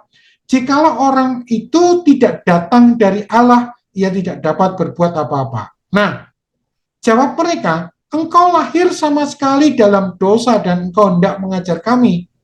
Nah, paling tidak, kalau pada sesi ini, pada episode ini, kita melihat bahwa bagian awal itu merupakan percakapan, perdebatan antara si pelaku, gitu kan, si orang yang mempunyai pengalaman buta dengan orang-orang Farisi itu sendiri. Nah, baru nanti Yesus muncul. Jadi settingnya seperti itu, adegannya. Nah, jawab mereka, engkau ini lahir sama sekali dalam dosa dan engkau hendak mengajar kami. Gitu kan? Lalu mereka mengusir dia siapa orang buta, keluar. Nah, peristiwa perdebatan orang yang buta dari tadi cekcok dengan orang-orang Farisi itu, sampai orang Farisi itu menyuruh keluar orang buta yang melek itu, terdengarlah oleh Yesus, diketahuilah oleh Yesus. Yesus mendengar bahwa ia telah diusir keluar oleh mereka. Kemudian ia bertemu dengan dia dan berkata, jadi Yesus bertemu dengan dia orang buta, dan berkata, percayakah engkau kepada anak manusia? Jawabnya, siapakah dia Tuhan? Supaya aku percaya kepadanya. Kata Yesus kepadanya, engkau bukan saja melihat dia, tetapi dia yang sedang berkata-kata dengan engkau, dialah itu. Jadi ini Yesus menyatakan dirinya kepada orang buta itu. Katanya, aku percaya Tuhan, lalu ia sujud menyembahnya. Kata Yesus, aku datang ke dalam dunia untuk menghakimi supaya barang siapa yang tidak melihat, dapat melihat, dan supaya barang siapa yang dapat melihat menjadi buta. Dibalik nih oleh Yesus. Kata-kata itu didengar oleh beberapa orang Farisi yang berada di situ. Jadi tidak jauh nih posisinya. Dan mereka bertanya kepadanya, nah, semula cekcoknya antara orang buta dengan orang Farisi, kemudian pada sub episodenya orang buta bertemu dengan Yesus. Nah, kemudianlah terjadi percakapan antara orang Farisi dengan Yesus langsung, gitu kan? Kata-kata itu didengar oleh beberapa orang Farisi yang berada di situ dan mereka berkata kepadanya, apakah itu berarti bahwa kami juga buta? Nah, ini nganu ya, baper, ya memang Yesus menyinggung. Jadi merasa gitu. Jawab Yesus kepada mereka, sekiranya kamu buta, kamu tidak berdosa, gitu kan. Tetapi karena kamu berkata, kami melihat, maka tetaplah dosamu. Nah, itu ceritanya.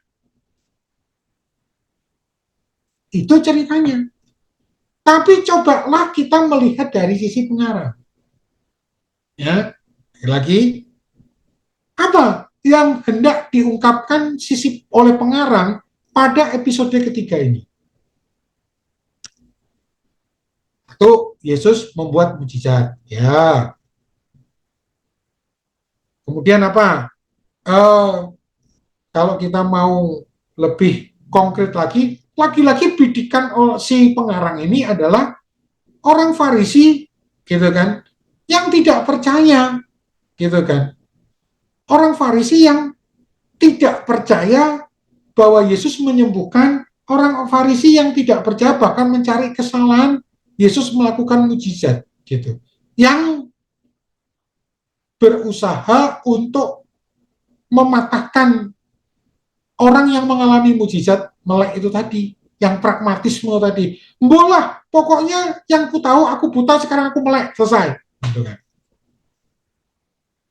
Jadi kalau mau dilihat dari sisi pengarangnya, kita akan melihat bahwa yang sedang menjadi topik pada episode ketiga ini adalah laki-laki orang Farisi yang berusaha untuk membatalkan orang yang mengalami Tuhan, orang yang mengalami mujizat yang dilakukan oleh Yesus.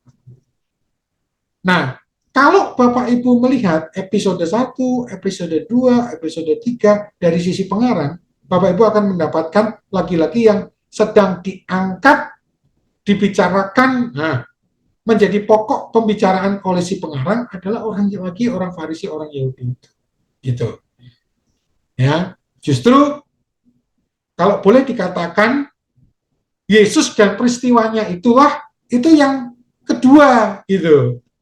Ya, tetapi bidikan si pengarang lagi-lagi orang Farisi yang dari tadi ingin menjebak Yesus, yang ingin membunuh Yesus, gitu kan, yang mematahkan iman seseorang yang mengalami mujizat dari Yesus. Nah, kira-kira begitu Bapak Ibu untuk membuka cerita. Nomor satu, tidak boleh dipungkiri, harus dibaca. Baca. Tunduk pada alurnya. Jangan buat cerita sendiri. Karena si pencerita bercerita. Kemudian kalau menemui yang panjang, partisi menjadi episode-episode. Nah, sebenarnya kalau Bapak Ibu lihat, memang lembaga Alkitab sudah membagi ya per perikop. Tapi lebih baik Bapak Ibu buat sendiri. Itu jauh lebih enak. Makanya saya tidak menggunakan pembagian perikop yang sepotong-sepotong dari LAI. Itu memang membantu ya. Tapi kadang ya, ada yang seharusnya menjadi satu tapi dipisah. Nah, caranya gimana? Dan boleh kok. Sederhana, ya seperti tadi, amati perubahan peristiwanya. Sehingga menjadi satu unit. Nah, kemudian angkat, teliti, apa sih yang sedang disorot oleh si pengarang. Nah, kalau Bapak Ibu amati cerita narasi dalam Yohanes, titik bidiknya selalu orang Farisi itu. Yang berusaha ini dan itu. Yang intinya adalah membidik Yesus supaya salah. Membidik Yesus supaya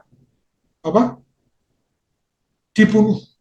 Membidik membidik orang-orang yang telah mengalami Yesus supaya membatalkan imannya. Jadi kalau mau dibuat judul sederhana, boleh dikatakan kelakuan jahat orang-orang Yahudi itu topik utama.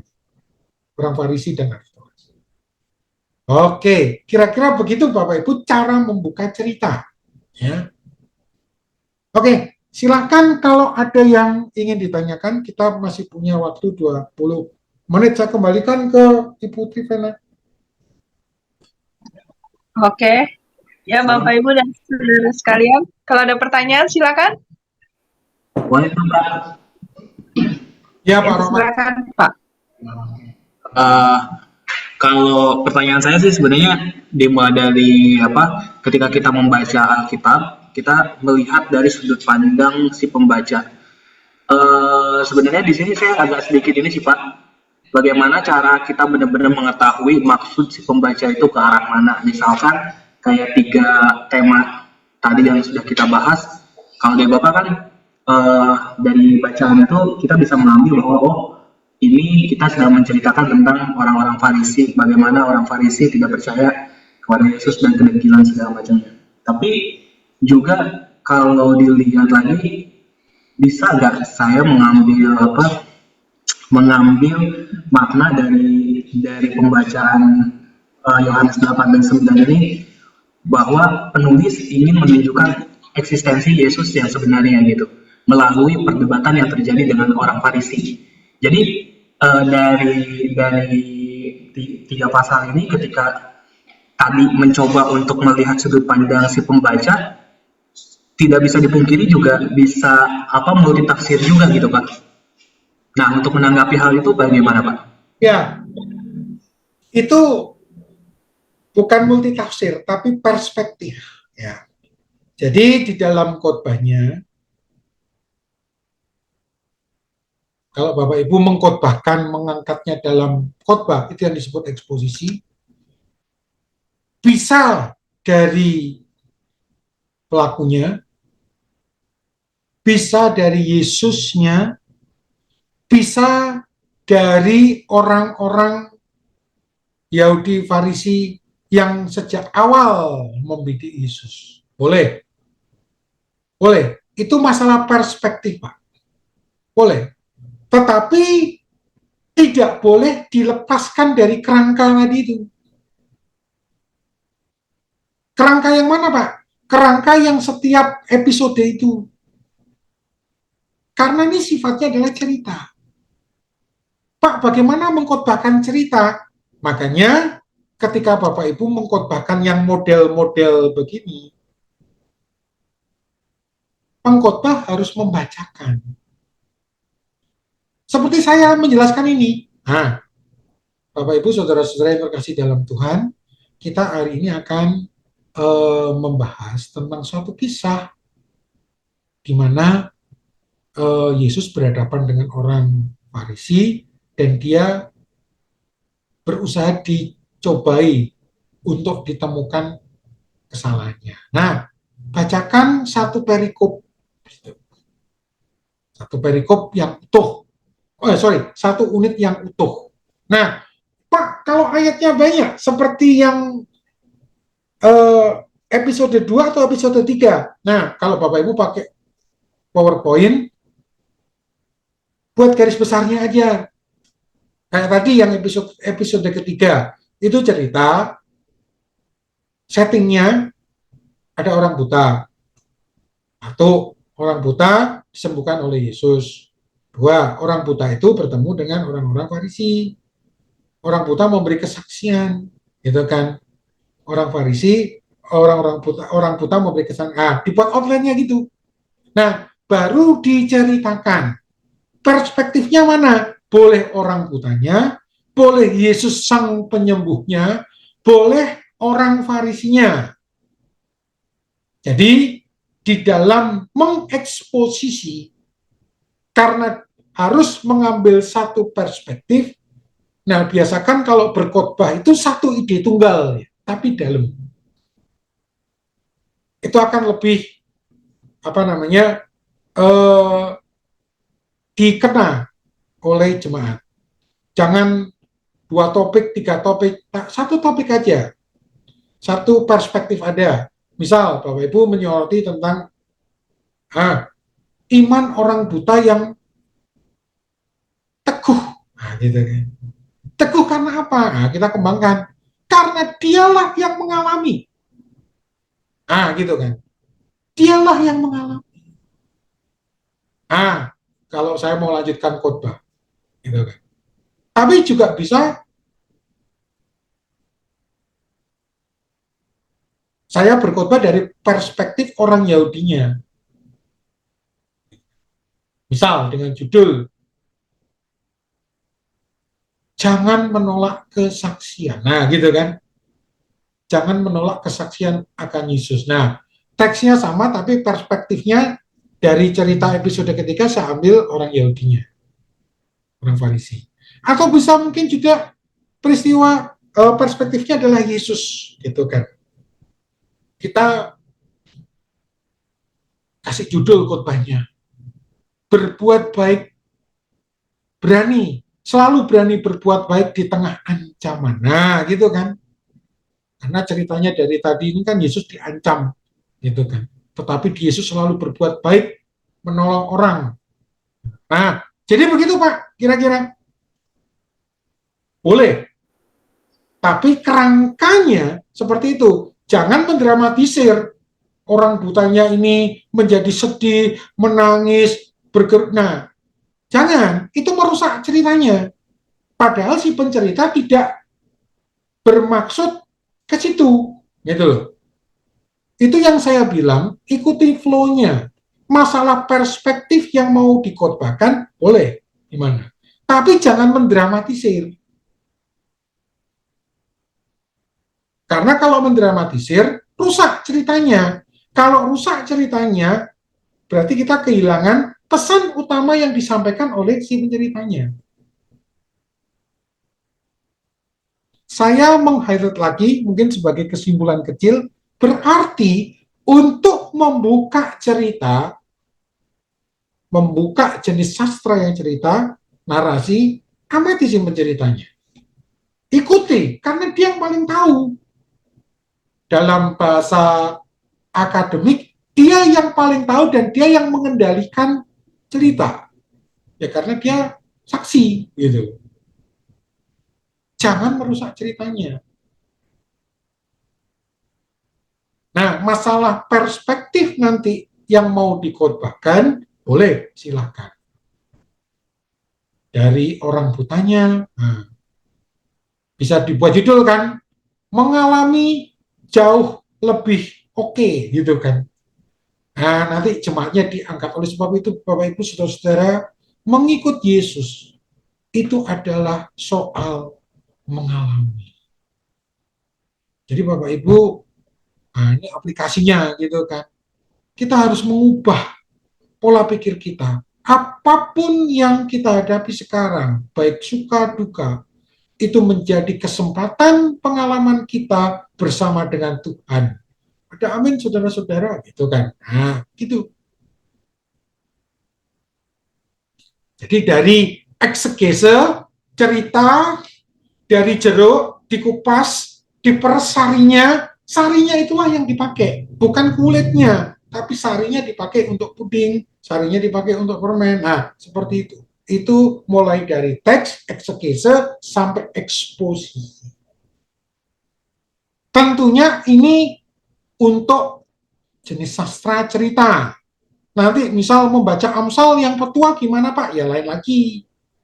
Tuh, makanya bagaimana itu adalah tergantung apa. Jadi mesti kenal apa dulu, baru tahu bagaimana mentreatmentnya. Begitu Pak. Silakan Putri Venu. Baik Pak, nangkep apa yang dimaksud. Tadi soalnya saya kita yang ini ya. Silakan. Siapa yang ingin bertanya lagi?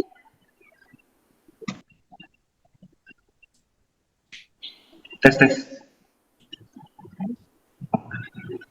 Oke Pak. Ibu dan saudara. Ya Pak Romat, silakan Pak Romat.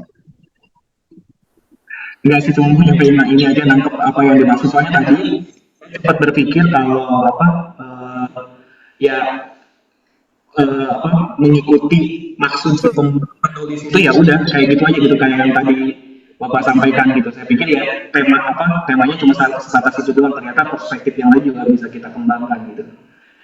Dan ternyata yang dimaksud dengan dramatisir itu bukan melihat melalui perspektif lain, tapi menambahkan bumbu ya Pak. Kayak dulu mungkin saya pernah dengar satu khotbah yang inilah tulisan Yesus ketika perempuan mau dirajam batu. Padahal kan ada di Alkitab gitu tulisannya. Oke, nangkep Pak. Ya, saya mengomentari. Jadi mungkin kita mengatakan seperti Bapak tadi ya begitu saja. Tapi ingat, justru disitulah yang kita maksud ya berarti ya begitu saja. Justru yang itulah yang disebut tunduk pada teks. Tunduk pada teks. Nah, tunduk pada teks ini adalah hukum wajib dalam ilmu tafsir kitab suci, terutama Alkitab. Kalau teksnya nggak ngomong gitu, jangan ngomong gitu. Gitu, Pak. Ya, Ya, Bapak, Ibu, dan saudara sekalian, kita masih ada waktu. Yang ingin bertanya, masih dipersilakan.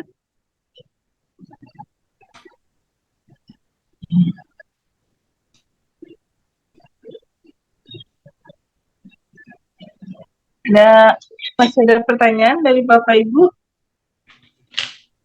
silakan kalau Masih ingin mengomentari. yang mau mengomentari? Boleh dong Pak, satu lagi Pak. Boleh, cuma Pak Romat, Silakan. Pak Romat tolong dekat ke mic-nya ya. Saya kelihatan mukanya Romus belum kuat. Ya, saya, Kejauhan ya? Oke. Tes. ya silakan Pak. Nah, kalau untuk tips untuk ini dong Pak, kalau untuk khotbah topikal, seringkali saya lihat pengkhotbah itu kayak dari ayat yang satu loncat ke ayat yang lain, ke ayat yang lain, ke ayat yang lain, dan kadang-kadang beda kitab begitu.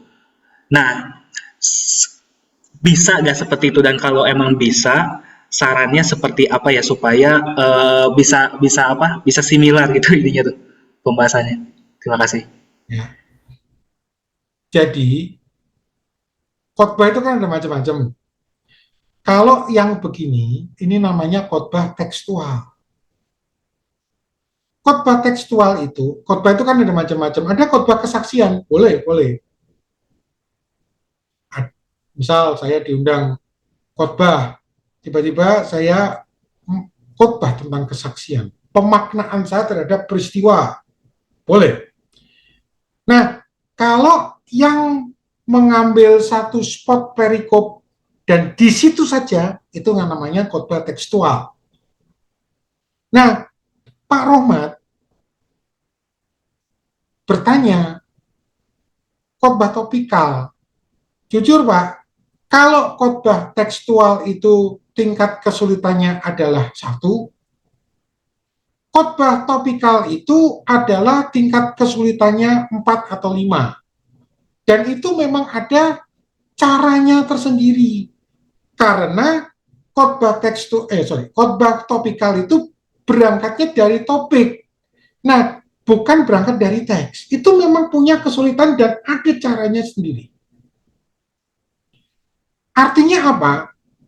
Prinsip, nah contohnya nih, prinsip yang harus dipenuhi.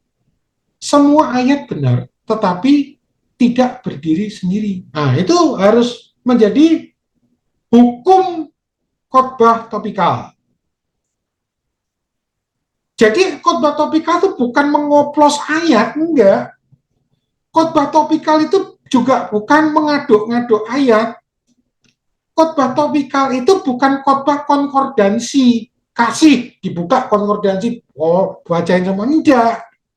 Ya mungkin nanti lain waktu kita bahas tuh Pak. Tapi yang jelas, khotbah topikal itu harus sampai pada esensi topiknya dalam sorotan kitab suci. Itu mencari benang merah dari setiap bagian kitab suci, dari semua bagian yang menyebutkan itu dicari esensinya, benang merahnya. Jadi kalau ini irisannya yang dicari. Itu yang disebut semua ayat benar, tetapi tidak berdiri sendiri. Itu prinsip khotbah topikal. Dan itu memang jujur, itu punya tingkat kesulitan tersendiri. Tapi bisa dibaca. Ya, mungkin berikutnya ya Pak ya. Nanti. Nah, kalau yang tadi, kalau Pak, ini terima kasih Pak Romat Jeli. Ini memang jenis khotbahnya kalau dikhotbahkan namanya kelompok khotbahnya adalah khotbah tekstual. Ya, jadi berangkat dari sebuah kisah, satu unit, kemudian dikhotbahkan. Seperti itu. Sabar ya Pak. Ya, gitu. Itu berkhotbah. Silakan Bu Trivena. Bagaimana Roman? Ya berarti karena tingkat kesulitannya lebih sulit, cari aman aja kali ya. Ya, makanya kalau di Saya tetap ikut PA. ya, kalau di sekolah teologi di mahasiswa gitu, biasanya saya sarankan dulu khotbah topikal, khotbah tekstual dulu. Contohnya Mazmur 23 gitu kan, urut aja. Nah, jangan khotbah topikal, karena khotbah topikal tuh resikonya gini, kalau Bapak Ibu timpang, waduh, itu menjadi ekstrim pengajarannya. Dan itu memang ada caranya sendiri. Mungkin nanti suatu kesempatan kita boleh lah khotbah topikal. Ya aman dulu tekstual lah, seperti itu. Atau khotbah kesaksian. Ya, boleh. Ya, silakan. Nanti Roman sabar. Ya, itu nanti kita akan mengarah ke sana. Belum waktunya. Belum levelnya Roman. Oke, masih ada waktu, saya boleh menyampaikan ada yang bertanya nih Pak. Ya. Ada yang bertanya, nitip ini pertanyaan. Begini Pak, kadang kan ada beberapa hamba Tuhan, dia nggak berkhotbah tapi dia nggak pakai tekstual, dia nggak pakai topikal, dia pakai bilang dia mendapatkan pewahyuan. Jadi apa namanya, istilahnya langsung dapat pewahyuan. Menurut Pak Andreas seperti apa? Ya, saya enggak tahu ya yang dimaksud itu isinya sampai di mana. Tapi saya selalu berpesan, pengkhotbah itu berbeda dengan pengkhotbah itu pelayan firman, mempertemukan umat dengan firman. Itu ya. Nah, dalam didikan kita, dalam didikan kami di Sekolah Tinggi Teologi, Bu Trivena, Pak Manuel, itu mempertemukan umat dengan firman. Yang mana, ya kalau tidak mempertemukan firman, untuk apa? Kalau yang dimaksud adalah mungkin khotbah kesaksian, gitu kan, boleh. Tetapi ingat, di dalam penyampaian firman itu indikatornya jelas. Yang menjadi semakin bertambah firman itu, gitu kan. Nah, gitu. Tetapi kalau isinya hanya merupakan sebuah pengembangan diri, sorry itu saya aja, yaitu yang disebut bukan pengkhotbah, tetapi motivator, gitu kan. Atau yang mungkin dalam pengertian yang dimaksud adalah saya bukan, dan saya tidak mengatakan bahwa saya tidak percaya nubuatan. Saya percaya nubuatan. Tapi di dalam nubuatan itu tolak ukurnya itu selalu berangkat dari konteks jemaat, gitu. Ya, dan selalu ada dasar firman-nya. Karena apa? Ya karena merupakan pergumulan antara firman dengan jemaat lokal, jemaatnya, gitu kan.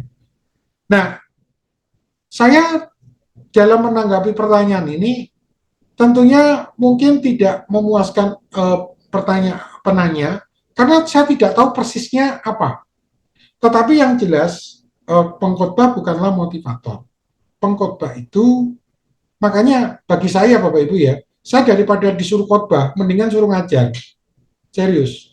Karena kalau khotbah itu kita harus benar-benar apa ya, menginternalisasi, mengambil saat teduh yang begitu rupa untuk apa sih sebenarnya yang Tuhan mau bicara gitu kan. Apa sih konteks pergumulan jemaat saat ini yang harus mencari suara Tuhan gitu. Nah, seperti itu, Bu. Oke. Mungkin yang dimaksud itu mungkin ada beberapa hamba Tuhan yang bilang ini pewahyuan baru, belum pernah diwahyukan gitu sama sekali gitu Pak. Ya, tetapi eh, di dalam apa namanya ilmu berkhotbah, makanya perhatikan itu tadi, semua ayat benar, gitu kan? Tetapi tidak berdiri sendiri. Misal sebuah pewahyuan, nah kita harus tetap berpegang pada firman Tuhan, yaitu Alkitab. Jadi kalau pertanyaannya belum diwahyukan dan lain sebagainya baru kali ini, itu mesti diuji, ya kan? Mesti diuji kebenarannya, gitu kan?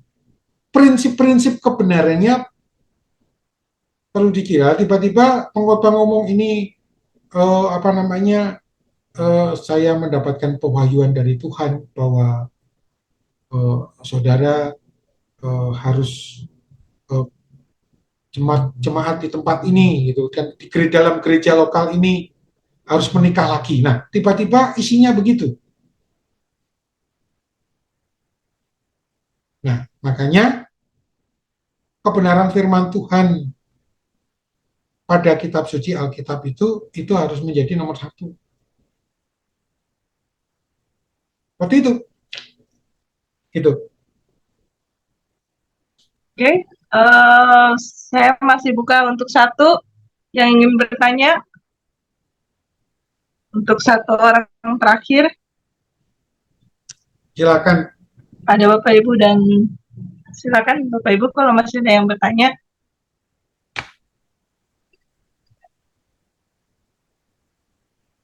Mungkin satu pertanyaan aja nih Pak ya untuk menutup ya Pak Andreas. Ya, Sebelum kita akan tutup. Nah, tadi kan kita sudah belajar mengeksegesi secara tekstual. Tapi kadang kan kita ingin lebih gitu Pak. Jadi kita nggak mau, kita suka misalnya ada kepenasaranan seperti ada pertanyaan gini, Yesus menulis di tanah gitu. Apa sebenarnya yang dia tulis? Karena kan ada pertanyaannya seperti itu, ada suatu keinginan ingin mengetahui apa yang tidak terkatakan di dalam teks itu, Pak. Jadi yang tidak di tidak ada dalam teks, maksudnya tidak disebutkan. tidak disebutkan di dalam teks gitu. Kita mau menggali lagi gitu, seperti apa sih yang Yesus tulis sampai begitu memukau para penonton, orang-orang banyak itu gitu. Apakah kita sah begitu Pak melakukan hal seperti itu? Jadi kita menggali yang terkatakan tetapi hanya tersamarkan gitu, sama-sama diungkapkan gitu. Nah, makanya lagi-lagi perhatian si pengarang. Kalau pengarang fokusnya tidak di situ, berarti dia fokusnya ada yang lain gitu. Kalaupun mau berusaha untuk jelaskan, itu perhatikan keterkaitan konteksnya. Contoh tadi, itu ngapain Yesus menulis di tanah, gitu kan? Nah, kita harus lihat konteksnya. Pada waktu itu Yesus mengajar. Nah, memang tidak disebutkan apa yang dia tulis. Ya kita harus berani menyebutkan, memang tidak disebutkan apa yang dia tulis. Tetapi kalau Bapak Ibu mendramatisir, nah, rusak itu ceritanya. Tiba-tiba Bapak Ibu mengarang cerita, itu yang dia tulis itu A kuadrat tambah B kuadrat sama dengan C kuadrat. Itu kan. Ya toh? Padahal titik fokus dari si pengarang bukan di situ. Makanya di dalam me, me, me, apa ya, memahami cerita, kita tuh harus tenggelam dalam teks. Itu perkaranya ada perempuan yang berzina di bawah, gitu kan. Meternya di situ, meter, subject matter, perihal. Jadi upayakan mengikuti pola pikir si pengarangnya. Kalau itu bukan menjadi fokus pola pikir, menjadi fokus utamanya, jangan dikembangkan. Contoh cerita Adam dan Hawa di Taman Eden, ya kan? Singkat kata, mereka melanggar, memakan pohon buah dari pohon pengetahuan. Titik fokusnya di mana? Titik fokusnya adalah pelanggarannya, ya toh? Bukan pada pohonnya.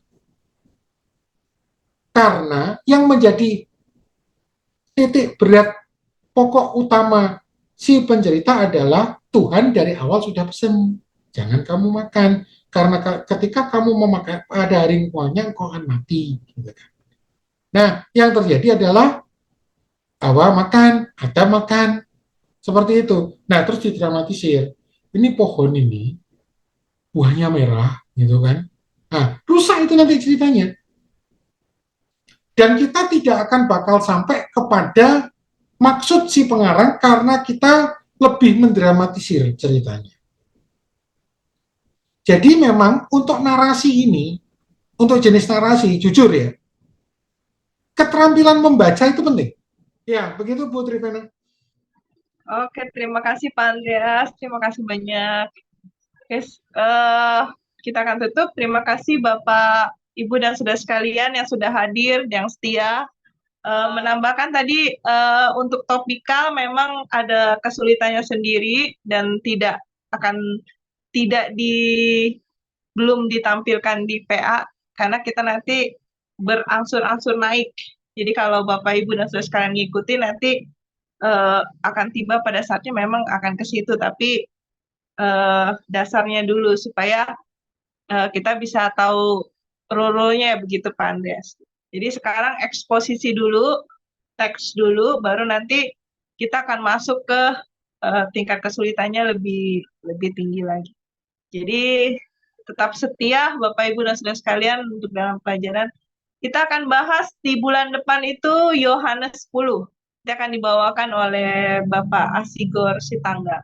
Kita akan tutup dalam doa.